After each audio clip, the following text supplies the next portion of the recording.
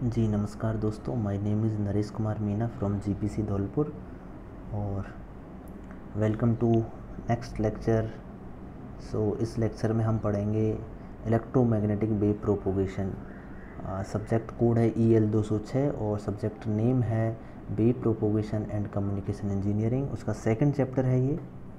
उसके अंदर हम इलेक्ट्रोमैग्नेटिक वेव प्रोपोगेशन के बारे में पढ़ेंगे। देखिए दोस्तों,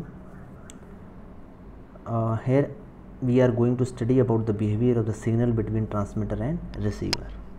जब भी कोई सिग्नल को हम ट्रांसमीटर से ट्रांसमिट करेंगे और रिसीवर पे रिसीव करेंगे, इन दोनों के बीच में जो ट्रांसमिशन होगा, एक्चुअली अगर हम वायरलेस ट्रांसमिशन लेते हैं तो उस केस में जो सिग्नल होगा इलेक्ट्रोमैग्नेटिक वेव के रूप में ट्रेवल करेगा। अगर वायर्ड कम्युनिकेशन होता है, अगर ट्रांसमीटर एंड रिसीवर के मध्य, तो EM वेव्स का कोई रोल नहीं होता, वहाँ EM वेव्स होती ही नहीं है। एक्चुअली EM वेव्स का रोल सिर्फ वायरलेस कम्युनिकेशन में आता है। इसका मतलब है ट्रांसमीटर का जो एंटीना है, वहाँ से जब वो एंटीना से जो सिग्नल का फॉर्मेट है V और I वोल्टेज करंट फॉर्मेट से electric and magnetic field format में चेंज हो जाएगा, उसके बाद वो EM वेव्स के रूप में ट्रेवल करेगा।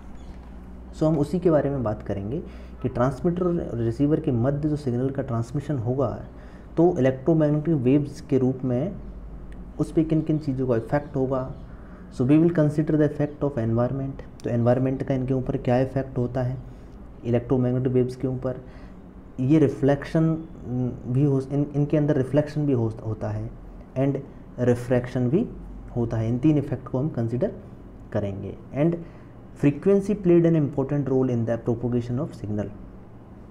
देखो, जो इलेक्ट्रोमैग्नेटिक वेव्स की जो फ्रीक्वेंसी होगी, एक तरीके से वो कितनी फ्रीक्वेंसी होगी, जो सिग्नल हमने एंटीना में इनपुट दिया था, जिस फ्रीक्वेंसी का सिग्नल एंटीना के इनपुट में था, उसी के करेस्पॉन्डिंग फ्रीक्वेंसी का इलेक्ट्रोमैग्नेटिक वेव आपको जनरेट होगा एंटीना के द्वारा। इलेक्ट्रोमैग्नेटिक वेव की फ्रीक्वेंसी वही होगी जो आपने एंटीना में इनपुट सिग्नल का फ्रीक्वेंसी रखा था। अगर वो लो रखा था तो EM वेव्स का फ्रीक्वेंसी भी लो होगा। अगर मीडियम फ्रीक्वेंसी रखा था तो वो EM वेव्स भी मीडियम फ्रीक्वेंसी इलेक्ट्रोमैग्नेटिक वेव्स होगी। और हाई फ्रीक्वेंसी अगर इनपुट दिया था तो EM वेव्स का भी फ्रीक्वेंसी भी हाई होगा। और हम ऑलरेडी जानते हैं कि फ्रीक्वेंसी का जो रोल है वो बहुत बड़ा रोल है। अगर फ्रीक्वेंसी अगर हम चेंज कर देते हैं सिग्नल की, तो उसका जो प्रॉपर्टीज़ है, इलेक्ट्रोमैग्नेटिक वेव्स का जो प्रॉपर्टीज़ है वो थोड़ा चेंज हो जाता है। मींस उन पे जो इफ़ेक्ट है, एक्सटर्नल इफ़ेक्ट्स जो है, एनवायरनमेंट के इफ़ेक्ट हुए, चाहे आयनोस्फीयर के इफ़ेक्ट हुआ, ये इफ़ेक्ट्स चेंज होता चला जाता है। वो कैसे, जैसे हम पढ़ेंगे ground wave communication, ground wave propagation पढ़ेंगे। उसके अंतर्गत लो फ्रीक्वेंसी सिग्नल्स जो है कि अर्थ के कर्वेचर के साथ साथ ट्रेवल करते हैं, ठीक है। एक पढ़ेंगे स्काई वेव कम्युनिकेशन, जिसमें आप सिग्नल को स्काई में भेजोगे, आसमान में भेजोगे, और वो आयनोस्फीयर से रिफ्लेक्ट बैक होकर के वापस जो है धरती पे आ जाएगा। और एक पढ़ोगे आप जिसके अंदर हाई फ्रीक्वेंसी पे जो होता है, actually 3 megahertz to above 30 megahertz जो सिग्नल होते हैं, एक्चुअली वो जो है कि आपके एटमॉस्फेयर को भी पेनिट्रेट कर जाते हैं और एक स्ट्रेट लाइन में ट्रेवल करते हैं। यहाँ पे हम पढ़ेंगे कि इस तरह से फ्रीक्वेंसी का एक बड़ा रोल होता है। 3 मेन मेथड ऑफ प्रोपोगेशन।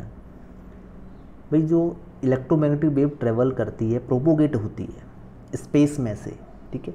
अब उसको स्पेस कह सकते हैं। और अगर वो एयर में के थ्रू जा रही है तो एयर में से, ठीक है। एयर इज़ ऑल्सो स्पेस, ठीक है, मगर वहाँ पे एयर के पार्टिकल्स और अदर जो है कि पार्टिकल्स अवेलेबल होते हैं। उनका कुछ इफेक्ट इलेक्ट्रोमैग्नेटिक वेव्स पे पड़ता है। जबकि जो प्योर स्पेस होता है, वहाँ पे अदर इफेक्ट्स नल हो जाते हैं, जैसे कि मॉइस्चर का इफेक्ट हुआ, ठीक है। तो स्पेस में सिर्फ और सिर्फ इन्वर्स स्क्वायर लॉ काम करता है, जो कि डिस्टेंस के साथ उसकी जो सिग्नल की स्ट्रेंथ है वो रिड्यूस होती चली जाती है इन्वर्स स्क्वायर लॉ के अकॉर्डिंग। बट एयर में जब ट्रेवल करता है तो एयर में अदर फैक्टर्स भी इंक्लूडेड होते हैं। सबसे ज़्यादा इंपॉर्टेंट फैक्टर जो है वो है moisture, because moisture is like a conductor, okay. So आप हम जानते हैं कि EM वेव्स कंडक्टर से रिफ्लेक्ट होती हैं, ठीक है, तो इसका एब्जॉर्ब कर लेती है एक तरीके से, तो मॉइस्चर जो होती है EM वेव्स को एब्जॉर्ब कर लेती है। तो ये इफ़ेक्ट्स के बारे में हम पढ़ेंगे। तो 3 मेथड जो है प्रोपोगेशन के, मेन सबसे इम्पोर्टेंट 3 मेथड हैं। फर्स्ट है around the curvature of the earth, means ऐसा सिग्नल, ऐसा वायरलेस सिग्नल जो कि ट्रैवल करेगा around the curvature of the earth, ठीक है। इसको हम पढ़ेंगे ग्राउंड वेव प्रोपोगेशन में, जो कि लो फ्रीक्वेंसी पे होता है। इसकी लगभग डिस्टेंस लिमिटेशन होती है 1500 किलोमीटर। नंबर 2 है bye reflection from the ionised portion of the atmosphere. दूसरा जो प्रोपोगेशन है EM वेव्स का, वो इस तरह से है कि आपने सिग्नल को अर्थ ग्राउंड स्टेशन से भेजा और वो आयोनोस्फीयर पे जाके टकराया, और आयोनोस्फीयर में कुछ इस तरह का प्रोसेस होता है कि वहाँ पे जो हमने स्नेल्स लॉ पढ़ा है, उसके अंतर्गत अगर कोई वेव जो है कि विरल माध्यम से सघन माध्यम में जाती है तो अपने नॉर्मल से दूर हट जाती है, तो उस लॉ के हिसाब से एक्चुअली इसमें इस तरीके से रिफ्लेक्स, इस तरीके से इसका टिल्ट जो दूर हटती है अपने नॉर्मल से वेव, वो हटते हटते डायरेक्टली नीचे भी आ जाती है एक्चुअली। सो वो उसको हम कह सकते हैं कि वो एक रिफ्लेक्शन हो जाता है, आयोनोस्फीयर से रिफ्लेक्शन, जबकि उसके अंतर्गत जो प्रोसेस है वो डायरेक्ट रिफ्लेक्शन नहीं है, ठीक है। बट फिर भी हम यहाँ कहते हैं कि bye reflection from the ionosphere. तो ये एक मेथड है कम्युनिकेशन का। नंबर 3 मेथड है लाइन ऑफ साइट कम्युनिकेशन। तो लाइन ऑफ साइट कम्युनिकेशन में क्या होता है, तो आपका जो सिग्नल होता है वो एक स्ट्रेट लाइन में ट्रेवल करता है, ठीक है। सो अगर आप जैसे इसको ग्राउंड से कहीं दूसरे एक ट्रांसमीटर से रिसीवर पे भेज रहे हो, तो इसमें जो मेन प्रॉब्लम आती है वो अर्थ कर्वेचर के कारण आ जाती है, क्योंकि अर्थ तो गोल है, तो थोड़ी डिस्टेंस के बाद में या कुछ डिस्टेंस ट्रेवल करने के बाद में जो है कि सिग्नल तो स्ट्रेट लाइन में चलेगा, मगर अर्थ जो है कि कर्वे ले लेती है अपना। तो जो कम्युनिकेशन है वो एक डिस्टेंस तक ही हो पाएगा, ज़्यादा डिस्टेंस तक नहीं कर सकते हैं, ठीक है। सो LOS कम्युनिकेशन की लिमिटेशंस होने के कारण फिर हम LOS कम्युनिकेशन यूज़ करते हैं यूजिंग सैटेलाइट, ठीक है। सैटेलाइट को हम आसमान में कहीं इंस्टॉल कर देंगे और सैटेलाइट अर्थ स्टेशन से सैटेलाइट को सिग्नल भेजेंगे और सैटेलाइट दूसरे पॉइंट किसी पॉइंट पे कम्युनिकेशन कर देगा। तो इस तरीके से कम्युनिकेशन इनेबल हो जाएगा दूर के पॉइंट्स पे भी, फार डिस्टेंस में भी, ठीक है। तो देखिए first of all electromagnetic radiation क्या होता है, ठीक है।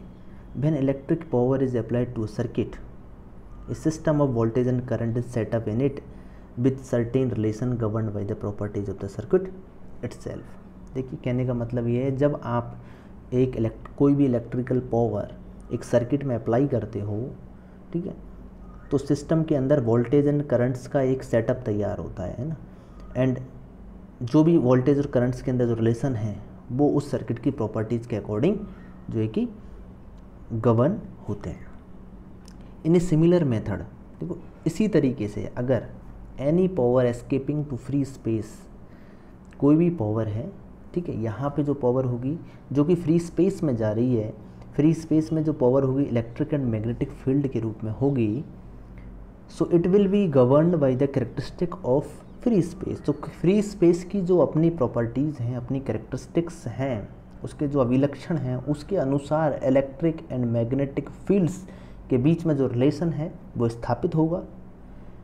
If such A power escapes on purpose, और इस तरह की पावर को हम अगर पर्पसफुली जो है कि रेडिएट करते हैं या एस्केप करवाते हैं, तो it is said to have been radiated. इसको हम रेडिएशन बोलते हैं actually. It then propagates in free space as an electromagnetic wave, और जो पावर है वो स्पेस में ट्रेवल करेगी in the form of electromagnetic radiation.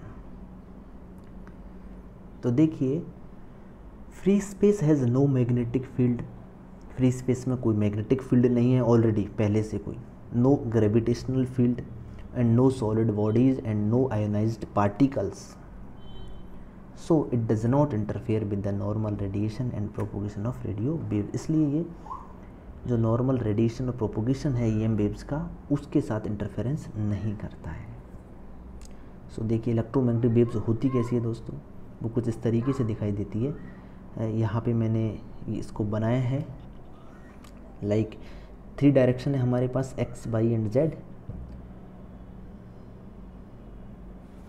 So Z direction को मान लेते हैं हम इज़ द प्रोपोगेशन डायरेक्शन, जिसके and X direction is electric field, then Y direction is H field, या फिर हमारा अगर एक्स डायरेक्शन एच फील्ड है then Y will be E field, electric field. कहने का मतलब है कि जो electric field, magnetic field and direction of propagation, ये तीनों एक दूसरे के परपेंडिकुलर होते हैं। किसके अंतर्गत? इलेक्ट्रोमैग्नेटिक वेव के अंदर। इसमें देखिए, if power density is defined as radiated power per unit area, it follows that power density reduced to 1/4 of its value when distance from the source is doubled।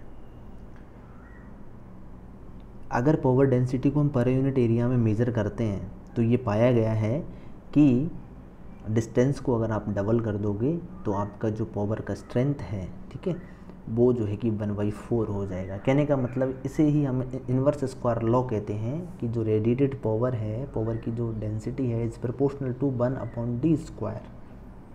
अगर distance 1/d², distance के square की व्युत्क्रमानुपाती होती है power density.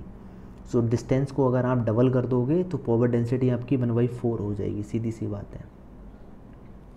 So the direction of electric field, magnetic field and propagation are mutually perpendicular in electromagnetic waves. ये मैं already बता चुका हूँ आपको। अब देखिए, wave in free space, electromagnetic wave in free space की बात करें, consider that the transmitted power from the isotropic point source is Pt।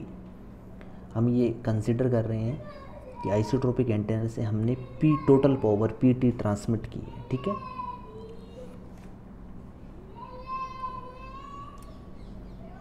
देखिए,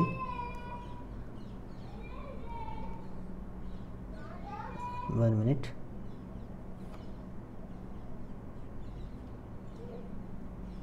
ओके। सो देखिए, माना कि ये आपका यहाँ पे एक आइसोट्रोपिक एंटेना है, ठीक है, यहाँ पे ये सेंटर पे, और यहाँ से हमारे इलेक्ट्रोमैग्नेटिक वेव्स निकली है। इलेक्ट्रोमैग्नेटिक वेव्स की फिर हम पावर डेंसिटी मेज़र करेंगे। एक तो इस पॉइंट पे, इस यहाँ पे करेंगे, ठीक है, r डिस्टेंस पे, और एक करेंगे 2r डिस्टेंस पे। सो फर्स्ट रे हमने रे P बोला है उसको, और सेकंड रे को बोला है रे Q। P और Q दो रे निकली हमारी। ये इलेक्ट्रोमैग्नेटिक वेव्स सभी डायरेक्शन में, चारों क्या 3D में पूरे इन ऑल डायरेक्शंस इक्वली ट्रांसमिट होंगी, ठीक है, बिकॉज आइसोट्रोपिक एंटेना हमने कंसिडर किया है। तो r डिस्टेंस पे अगर मैं पावर डेंसिटी निकालता हूँ तो total power upon r distance पे, अब एक स्फीयर इमेजिन करते हैं, उसका टोटल सरफेस एरिया निकालते हैं, उसका भाग लगाएंगे टोटल पावर में, देन हमें क्या मिलेगा? Power density. So Pt upon 4/r²। This is what is the power density at r distance from isotropic antenna. अगर आपने डिस्टेंस को 2r कर दिया, ठीक है, सो Pd जो सेकंड रे के लिए अपन निकालते हैं 2r डिस्टेंस पे, तो वो हो जाएगी अपनी 1/4 ऑफ Pt अपॉन 4πr², पहले से 1/4 हो जाएगी। So this is how the power is getting decreased with distance, ठीक है। तो होपफुली आपको समझ में आ रहा होगा। At all points of A sphere wave front the power density is same. और जो r डिस्टेंस में हमने पावर डेंसिटी मेजर की है, सो r डिस्टेंस पे सिर्फ एक पर्टिकुलर डायरेक्शन में नहीं, किसी भी पॉइंट पे वो r रेडियस के स्फीयर के किसी भी पॉइंट पे अगर आप पावर डेंसिटी मेजर करोगे तो यही निकल के आएगी Pt अपॉन 4πr²। इसी तरीके से 2r डिस्टेंस का जो अपन ने 2r डिस्टेंस पे पावर डेंसिटी निकाली है, तो 2r रेडियस के जो एक स्फीयर बनाएंगे, उस स्फीयर के किसी भी पॉइंट पे, उसके सरफेस पे किसी भी पॉइंट पे अगर डेंसिटी निकालोगे तो वो Pd2 ही आएगी, ठीक है, because antenna is radiating in all direction, equally in all directions, okay. Next देखिए,